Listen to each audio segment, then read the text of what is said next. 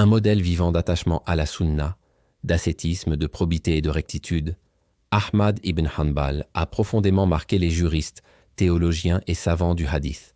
Cheikh de l'islam pour ses contemporains comme pour les générations ultérieures, il est sans conteste l'une des figures spirituelles les plus révérées de l'histoire islamique. Issu d'une famille arabe d'Irak, il naît en 564 de l'Hégire à Bagdad. Il parle couramment l'arabe ainsi que le persan. Encouragé par son oncle et surtout sa mère, Ahmed mémorise le Coran dès son jeune âge.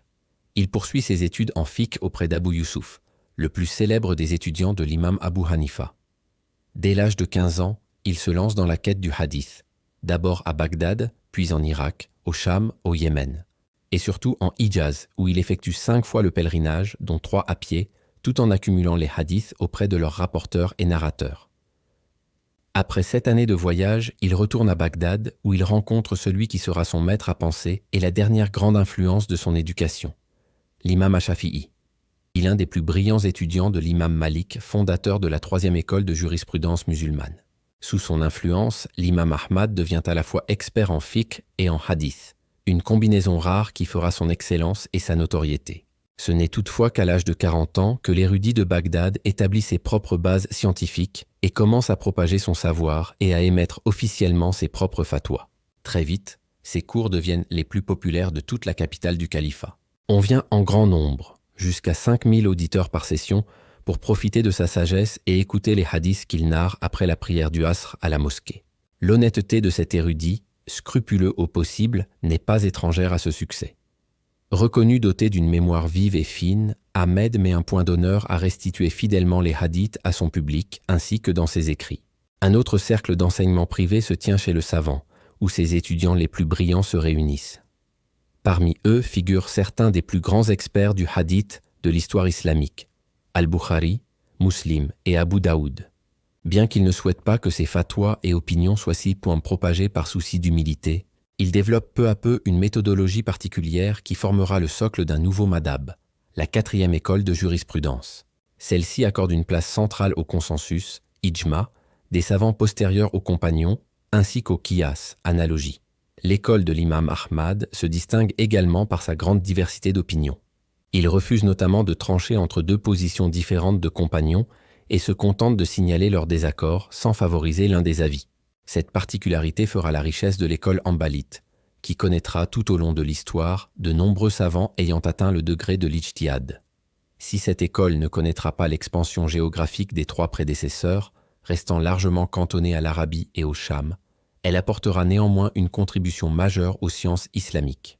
En raison de elle, impact profond laissé par la personnalité et le parcours inspirant de l'imam, bien au-delà de sa science et de sa piété. C'est surtout la grande épreuve de sa vie, la mina, l'Inquisition, qui le fera entrer dans l'histoire. En 238 de l'Hégire, le calife abbasside Al-Ma'moun impose à l'échelle de tout son califat la doctrine mu'tazilite, et notamment l'une de ses thèses les plus controversées, l'idée de la création du Coran. Influencé par les philosophies étrangères, notamment l'héritage grec antique, il sacralise la raison et le libre arbitre au détriment de la révélation et des sources traditionnelles de l'islam. Après avoir adhéré à cette croyance, le calife décide de contraindre l'ensemble de ses sujets, savants compris, à l'adopter à leur tour, si besoin par la force. L'idée que le Coran n'est qu'une créature accidentelle et non la parole éternelle et incréée d'Allah ouvre la porte à une déconstruction complète de l'islam au nom de la raison. Attaché aux 2 sources fondamentales de l'islam, le Coran et la Sunna, l'imam Ahmad rejette toute approche philosophique de la foi. Il critique les spéculations inutiles et refuse de se prononcer sur des sujets que ni le prophète ni ses compagnons n'ont abordés. Logiquement, il devient la première cible et le plus grand ennemi des adeptes mu'tazilites. Lors d'un véritable procès en inquisition présidé par Ishaq ibn Ibrahim, on interroge Ahmad ibn Hanbal. « Que dis-tu à propos du Coran ?»« Il est la parole d'Allah », répond simplement l'imam. « Est-il créé ?» insiste le gouverneur. « Il est la parole d'Allah, et je n'ai rien d'autre à ajouter, persiste-t-il. Après avoir refusé d'adopter la croyance imposée par le khalife, Ishaq reprend. Que signifie « il est à l'audient », le clairvoyant. Mais Ahmad maintient une fois encore sa position. Il est tel qu'il s'est décrit lui-même. Sous la menace de la torture, seuls 3 autres savants restent fermes dans leur refus d'attester de la création du Coran. Le calife ordonne que les savants refusant de céder lui soient amenés en personne et enchaînés. Sur les 6 initialement tenaces, 2 font volte-face par crainte. Le troisième, Ahmad ibn Hanbal, voit sa détermination raffermie. Sur la route, les pieds meurtris par les chaînes, il lançait des supplications fameuses. « Seigneur, apaise cette tyrannie, car elle ose attaquer ton livre, frapper tes serviteurs, les tuer. Ô loi divine, si le Coran est ta parole incréée, alors fais-nous jouir de sa protection. » Sa prière fait mouche.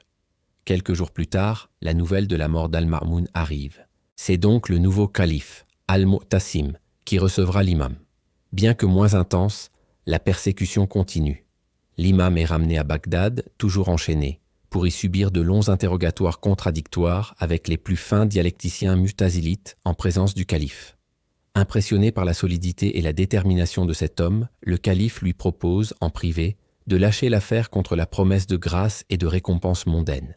Mais l'imam rejette toujours en bloc, affirmant qu'il ne reviendra sur sa position que si une preuve concrète tirée du Coran ou de la Sunna lui est apportée. Al-Mu'tasim perd patience. Ahmad ibn Hanbal est saisi, suspendu par les pieds, et flagellé à tour de rôle par 150 esclaves, chacun le frappant à 2 reprises avant de s'écarter. L'imam s'évanouit à plusieurs reprises sous la douleur. Le calife tente en vain d'obtenir de sa part une rétractation. Le calvaire durera encore 28 mois, pendant lesquels Ahmed ibn Hanbal est emprisonné, maltraité et régulièrement battu. À Bagdad, la colère gronde. L'imam est immensément populaire, contrairement aux imams mu'tazilites. Sa fermeté face à l'épreuve n'a fait qu'étendre sa renommée. Les juristes de la capitale campent devant les portes du palais pour exiger la libération de l'imam. Le puissant Al-Mu'tasim est donc contraint de relâcher son plus célèbre prisonnier politique pour rétablir l'ordre. Mais il n'est pas question de permettre à l'imam Ahmad de reprendre l'enseignement. Il sera assigné à résidence et interdit de toute activité publique, même de recevoir des invités dans sa demeure. Il restera dans cet état durant de longues années, jusqu'à la mort du calife, puis tout au long du règne de son fils et successeur, Al-Wathiq, qui poursuit l'Inquisition. Ce n'est qu'avec l'avènement d'Al-Mutawakkil que l'Inquisition prend fin. Le nouveau souverain abandonne la doctrine de la création du Coran et marque le retour du califat à l'orthodoxie sunnite. Pour Ahmad ibn Hanbal, c'est un véritable triomphe. Il a été le premier à se dresser face à cette hérésie. Sa résolution et sa fermeté dans la défense de l'orthodoxie musulmane l'ont fait entrer dans l'histoire parmi les étoiles les plus brillantes du monde musulman. Il n'est pas question pour lui de se venger de ses persécuteurs. Il met un point d'honneur à distribuer aux pauvres et nécessiteux l'intégralité des présents riches et des sommes d'argent offerts par Al-Mutawakkil. C'est précisément cette droiture morale qui fait le succès de la prédication de l'imam désormais libre. Il n'hésite pas à travailler de ses propres mains, alors que son érudition lui aurait naturellement permis d'occuper une haute position grassement rémunérée. Austère et généreux, avec une profonde dignité chevillée au corps, l'imam Ahmed se démarque ainsi comme l'archétype du saint homme au cœur pur, dont toutes les actions sont marquées du plus haut degré de sincérité et d'honnêteté. Il n'en garde pas moins une étonnante humilité personnelle. Il n'est pas rare de le voir s'asseoir en tant que simple étudiant pour écouter les enseignements d'autrui. Il dira « Ma plume m'accompagnera toujours jusqu'à la tombe ». Il avait l'habitude de ne pas porter ses écrits de manière visible, par souci de masquer son statut de savant. Il refuse avec force que l'on vante ses hauts faits intellectuels. À la fin de sa vie, l'imam Ahmad décide de compiler ce qui restera comme sa plus grande contribution au patrimoine islamique, Al-Musnad. Ayant précieusement conservé, couché par écrit, et même mémorisé l'ensemble des traditions prophétiques qu'il a recueillies aux 4 coins du monde musulman, entre 750 000 et 1 million de hadiths. Il veut éviter que ce fruit d'un demi-siècle soit perdu. Classé par narrateur de hadiths et non par thème, Al-Musnad est un immense recueil comprenant près de 30 000 récits prophétiques. Son œuvre accomplie, il est désormais temps pour le lion de la Sunna de quitter la scène. Le vendredi 12 Rabi'a al-Awwal de l'an 241 de l'Hégire, Ahmad ibn Hanbal rend l'âme dans sa demeure de Bagdad à l'âge de 75 ans. Ses funérailles à la capitale du califat seront sans conteste les plus impressionnantes de l'histoire islamique.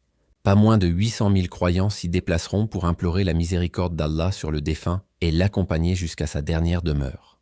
Grâce à son incorruptible position lors de l'inquisition mu'tazilite, à sa fidélité indéfectible aux textes sacrés et à sa farouche opposition aux innovations religieuses, il aura permis la préservation, et même le renforcement, de la croyance musulmane authentique, particulièrement concernant le statut du livre d'Allah. Merci à tous d'avoir suivi cette vidéo.